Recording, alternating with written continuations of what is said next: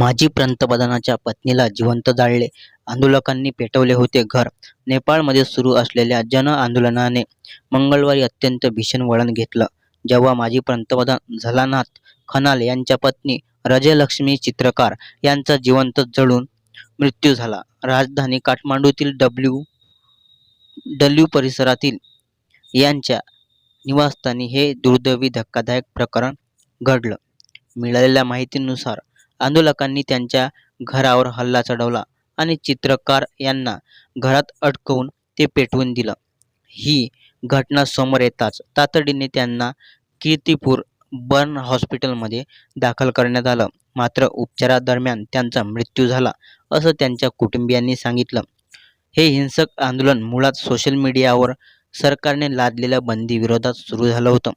Facebook, x, YouTube यासारख्या प्रमुख social media प्लॅटफॉर्म्सवर बंदी घालण्यात आली होती, कारण कंपन्यांनी सरकारकडे नोंदणी केली नव्हती, असं सांगण्यात आलं. बंदी काही वेळाने मागे घेण्यात आली, मात्र प्रत्याघात लोकांचा रोष आणखी तीव्र झाला.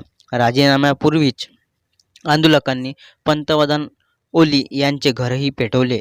वाढत्या असंतोषामुळे अखेर ओली यांनी मंगळवारी तडकाफडकी राजीनामा दिला. त्याचवेळी अर्थमंत्री विष्णू प्रसाद पौडेल यांना काठमांडूच्या रस्त्यावर आंदोलकांनी चांगलीच मारहाण केली.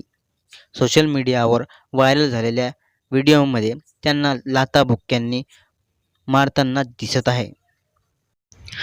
या आंदोलनात पोलीस गोळीबारात 19 जणांचा मृत्यू झाला, असे स्थानिक अहवालात म्हटलं आहे.